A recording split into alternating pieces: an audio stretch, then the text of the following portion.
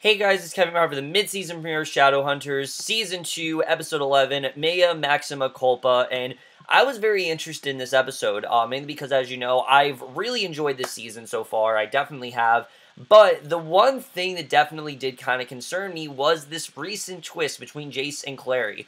I love the original twist of them being brother and sister, and now that Valentine has revealed to them that they're not, it just felt so random and just kind of crammed in there, and everything else going on in that episode I actually really did like, and I was very interested in seeing how this episode was going to be, and I have to say that unfortunately, this episode was probably my least favorite episode of the season, and really was not my favorite. I thought this episode was good, I will say that, I thought it was a good episode. A lot of it was a lot of exposition, a lot of unnecessary dialogue, and it didn't really know what it wanted to be. There was a lot of stuff in this episode, just very clunky. It's not the best episode we've really had in a while, and let's just get into this episode, because I definitely do want to get into it. There's really not a ton to say with this one, but I'm going to talk about regardless. There's an amazing twist at the end, but other than that, there just isn't really a lot to talk about. So we start off and we see Jace. He's still reeling the fact that not only does he have pure angel blood coursing through his veins, there's a lot of information that Valentine did give to him, in that last conversation they had, but now he knows that not only that, but also the fact that he's not Valentine's son, so he's really dealing with that throughout the episode. He doesn't really know how you process some of that, because, I mean, how do you process something like that? I mean, you go through an entire half season thinking Jace is Valentine's son, seeing this connection between them, the way that Valentine treats him is like a son, and now realizing that that's not the case. I mean, it's just everything kind of changes, and especially when it comes to him and Clary's romance, because we've been able to tell, even with this twist, with the twist standing, that he still did have feelings for Clary. Even when he'd see Simon and Clary, he didn't treat her like she was his sister. He treated it like she was, in fact, someone he cared about, that not in a sisterly way. So now he's kind of realizing that he does have the liberty to do that. However, he only confines his newfound information of his genealogy to Alec, and this leaves Clary to be very oblivious and happy with Simon. And I do like them together, I will say. I think Clary and Simon, they're a good match and everything, but both of whom, they're experiencing very uneasy footing as they navigate their transition from best friend to couple. Simon's also getting used to being able to walk in the sun again due to Jace's blood from the winter finale. As we know, Jace gave Simon his blood, and that's how he's able to now, walk around in the daylight, which is obviously something he wasn't able to do prior, which I thought was so cool to see. I actually really did like that twist. I thought that was definitely really cool here. And again, I like Simon and Clary together, but the show's making it clear they're not going to last. I'm going to say it right now, they're not lasting. They're going to be best friends, and that's exactly what they are. I think that's what they should be, honestly. I understand that Simon obviously has feelings for Clary, but the fact is he shouldn't have acted on them, honestly. He probably should not have acted on them, because it just seems like it's making things weird for them, and obviously it's just not the right direction to really go in there. But like I said, he's also being used to walk in the sun, which he's just not really used to. We also see Izzy, and Izzy's going through quite an intense withdrawal, because like I said, she's no longer using the Yin-Fen, and she's having a lot of withdrawal symptoms. She's keeping her addiction to the magical silver powder a secret from everyone but Alec. Alec is the only one who is in the know about any of this, and there's a lot of weird stuff going on with her here, and unfortunately, it doesn't really seem like things are getting better for Izzy. I've never been a fan of this storyline, but the one character who they actually made somewhat compelling in the mid-season finale, we don't even see in this episode. We don't see Aldertree at all. He's just gone throughout most of this episode, and I don't know why he wasn't fired or anything. I mean, what the fuck happened to Aldertree? Why are we not seeing this character? I just didn't really understand. Like, he provided so much pathos in that mid-season finale. Why aren't we seeing Aldertree? I don't understand that, really. But we didn't see him in this episode, nevertheless. But either way, we see she goes after Raphael in hopes of getting a vampire bite to subside the craving, only to be turned away from him. And again, I think it's because he is, in fact, asexual. I've talked about this before. I think Raphael is, in fact, asexual. I heard he is in the books, and I think he very well could be here. Now, Valentine, in the meantime, is actually a prisoner of the Clave, which this was very interesting to see. Valentine, throughout this episode, is very vulnerable. He's being imprisoned, and they're hiding the Mortal Cup before being caught because he did hide it, and We see him, he's being tortured here, and he really is starting to have a big effect on him. We see there's a slight hiccup in his plan to raise a mythical angel, and Jace and Clary watch as Valentine is punished for attacking the Institute, which again, was really cool to see. I mean, obviously I don't like seeing someone getting tortured, but after everything that Valentine has done, it was kind of cathartic to see him pay for, you know, what he's done. I like them having some payoff there. So we see this new big bad comes in, seemingly a warlock or a vicious demon, also on the hunt for the Mortal Cup, and this big bad, I thought, was so disposable. The whole thing about this big bad here was so disposable. I didn't really care about this character. But basically, this brings Luke and the Shadowhunters, you know, they literally obliterate this bar full of patrons. There are all these patrons here. They obliterate the entire thing with nothing more than a flick of his wrist. Now, that was awesome. I love the way he was just able to do with a flick of the wrist. I mean, it really does show how menacing he really is. But things brings Luke and the Shadowhunters to the scene of the crime to investigate.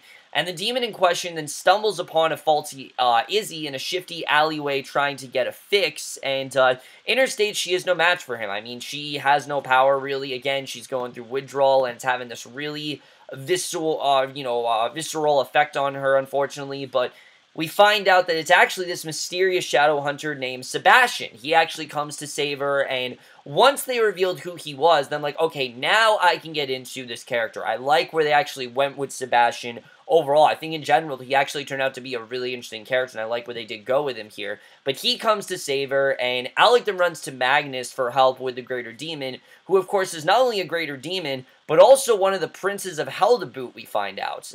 So not a lot going on with Alec and Magnus in this episode, but I did like that we got something there. I just didn't think it was the most interesting thing we've had.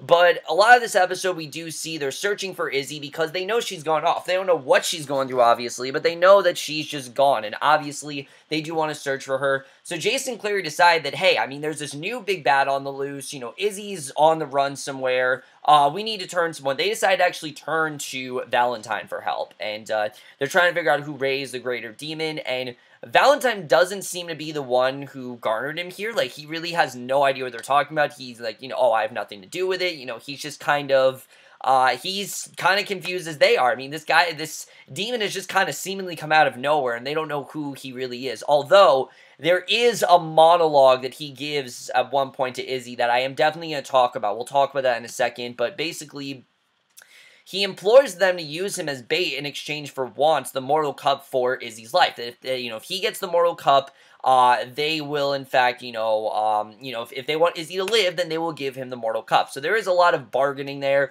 But during their heated discourse, he gets Jace to admit the truth to Clary. And while I thought this scene was good, I just didn't feel like it had that emotional impact that it really needed. Again, I thought it was okay, but I just didn't really feel like it had it, and Clary learns that Jace has kept the truth from her, and that they're not brother and sister, and she storms away, and in the aftermath, Alec finds Jace on the top of a roof, knee-deep in his feelings, and of course, things are not very awkward between them. They have this conversation near the end of the episode that, things were okay between Jace and Clary. They were finally in a place where they were okay, they were okay with being brother and sister, or at least Clary was. Clary was accepting Jace as her brother, and everything he did, she saw it as what a brother would do. And now that he's seemingly just kind of, not her brother, and it seems that things are not going great between them, now she kind of feels like this was all kind of pointless. And I mean, yeah, the story arc in general, it feels very pointless. I get it that they were in a place where they're able to be brother and sister, but now that they're not actually brother and sister,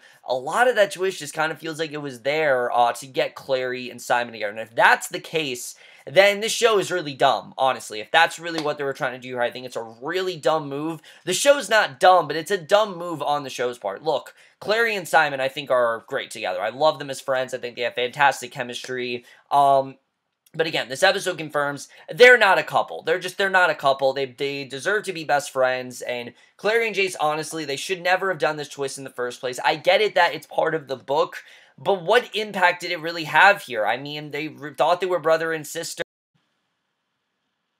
So I just found a lot of it to, unfortunately, be very pointless. I didn't really see the point in Clary and Jace having this twist here. And you know they're going to get together. I mean, again, I've said it before. These two have decent chemistry. They really do. And it's not that Clary and Simon don't. It's just I see them as best friends. I don't see them as a couple. Maybe at the time I thought it was a good idea. But now that they have this twist, it really just seems like they're trying to get those two together. So my question to that is, why didn't they just do that in the first place? Because I really don't feel like this twist, again, I know it was a book twist, but I just don't really feel like it fits in this show. It just doesn't to me. It does not fit in with everything else, and it's the one thing that it's just, it doesn't really make a ton of sense why this happened. Valentine had no reason to reveal this to Jace. Again, the way he revealed it, why did he reveal this? Again, he had this connection to Jace. He wanted Jace to think that this was his son, and that he could, have, that Jace could have joined him because he was his son. So what good does this do to Valentine? I mean, Valentine just doesn't seem like someone who would just suddenly tell the truth. He doesn't seem that way. He's very vindictive. He's very powerful. What good did it really give him by coming out to Jace? I don't really understand that. None of this really makes sense to me, and it's the one thing that I'm just very skeptical of where they're going. Maybe this is going in a good direction, but right now, I'm just really not on board with this whole twist in general. I think it's really dumb the way that was done, and luckily, the other stuff here is honestly pretty good, but the group doesn't know that Izzy is actually being held hostage throughout the entire episode, and she's being taken care of by Sebastian, and he has this herbal root to help quail her addiction until she can finally overcome it. That's his plan. He wants to be able to overcome her addiction because obviously she is going through very bad withdrawal. So this guy right here, clearly he is trying to get Izzy addicted, and he just kind of seemed like he was taking a backseat to Aldertree, but after he revealed this this little twist here where Izzy actually takes a quick liking to Sebastian because he tells her about his mother, and she asks, what happened to your mother? And he said she died and that she was always miserable and that she didn't have a good life, and immediately something about him made me think that maybe he's connected to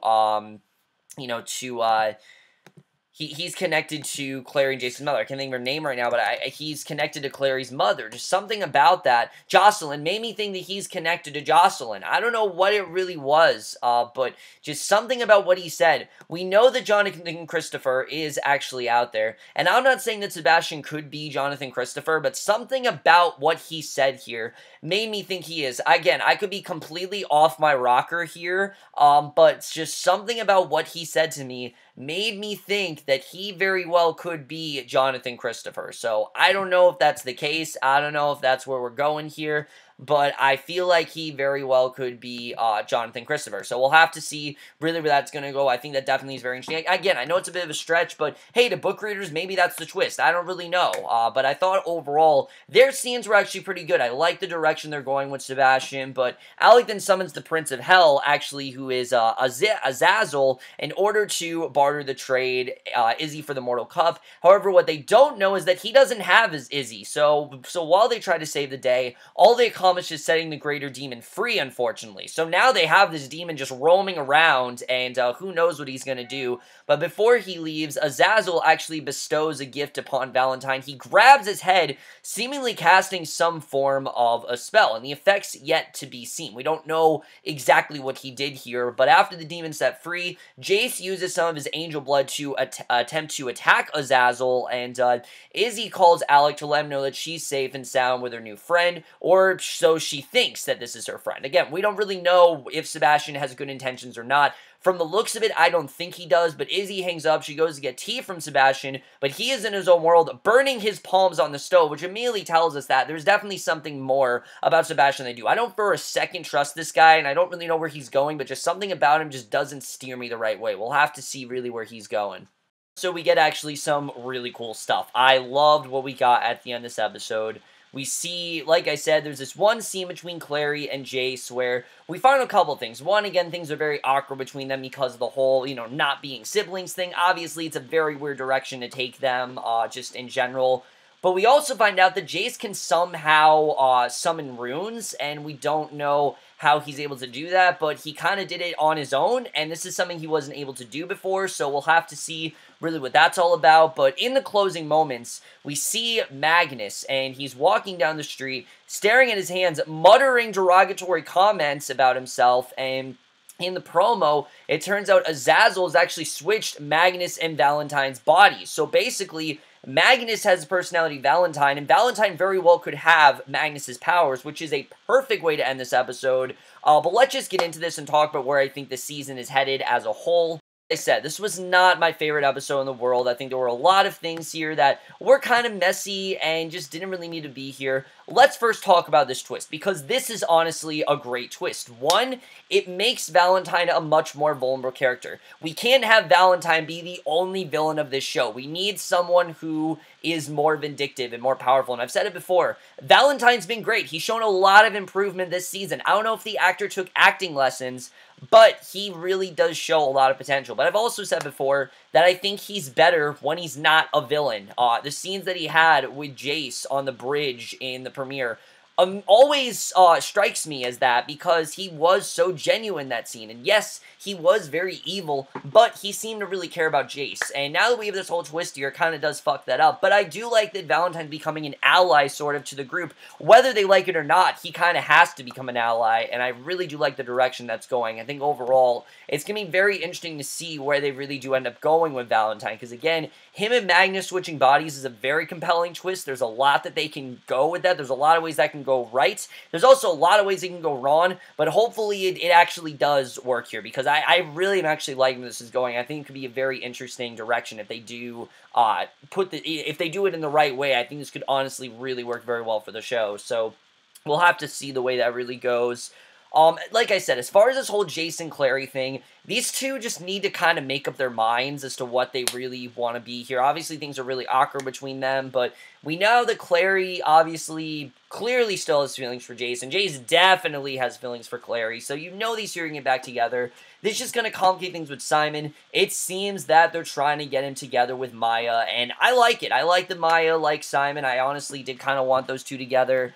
But we had that whole scene with Simon where he told Maya, I don't like you like that. I want to be with Clary. So if they are planning on getting these two together, then that completely negates that scene that he said to Maya. I mean, it just, again, it makes the entire thing feel pointless, and it just makes me feel like they never should have done this twist in the first place. The whole thing just seems so out of place, and it's just not interesting. It's because everything else is actually really interesting. Azazal could be a very threatening villain, but let's talk even more about Sebastian, because definitely Sebastian is, honestly, after this episode, is the thing that I'm most looking forward to. I really do love his whole dynamic with Izzy. I think it's very interesting. The way that he clearly is trying to help her with her addiction, but at the same time, there's like this really creepy demeanor about him. I really am interested in getting into it. And it doesn't seem like Izzy is going to get any better. Like, clearly she is addicted to this yin fen, and it's not really helping her in any way. What Sebastian is doing is honestly kind of making things a lot worse than it already was. But the thing that makes me most interested in his character is the whole monologue that he has about, like I said, the mother, and how his mother was in all this pain and things like that. Well, who else could that be? None other than Jocelyn Fairchild. Jocelyn is someone who, as we know, was in a lot of pain, and through the better part of her life was in that whole tubes. It was in stasis, basically. So I genuinely think that Sebastian could very well be the real Jonathan Christopher, and if that's the case, I think the show's doing a very good job of going about it. I know, again, I could be very wrong. I know a lot of people who watch my reviews read the books. Please don't tell me, just like Outlander, do not tell me what happens, because I want to be surprised, and I do hope that reveal eventually does pay off. I'm sure we're going to meet the real Jonathan Christopher, and Sebastian's a character that I know everyone's really been looking forward to, so I feel like that's the reason why, because everyone's been hyping it up, and I feel like that could be the reason why, so we'll have to see really where that character's going, because like I said, I'm very interested in where he's going. I love his whole dynamic with Izzy, but again, I don't really know if we can genuinely trust the guy. We'll have to see really where that's going to go. And then, I think that's really all there really is to talk about in terms of what happened in this episode. I think, like I said, this was not my favorite episode in the world. I did like what we got here. Also, Simon's whole thing with him now walking in daylight, I think is really cool. Why is Jace able to, you know, make all these runes? I think there's a lot of compelling stuff going on here. Overall, guys, not my favorite episode in the world, but it was a solid premiere. I definitely will say that. And I am going to give these mid-season premiere Shadowhunters a 3.5 out of 5 or a B-. Episode of Shadowhunters. Let me know what you guys thought of this episode overall. Left your thoughts, and definitely interested in getting back into the show. I know you guys always do enjoy my reviews, and I do hope this season really does pay off. Maybe the Jace and Clary twist will be better than I think, but right now I just kind of feel pointless. I don't think it's bad. I just feel like it really has kind of done nothing to the show. Like, we had this great dynamic, and now it's just kind of gone. So I don't really see why we did in the first place. But that's it for my review. Hope you guys enjoy it. By the way, guys, Raphael is definitely asexual. I think this episode definitely does confirm that. I forgot to say that. But that's for my review. Hope you guys enjoy it, and we'll see you guys in my next video, which will be for Still Star-Crossed, and I will see you guys for that. Okay, bye.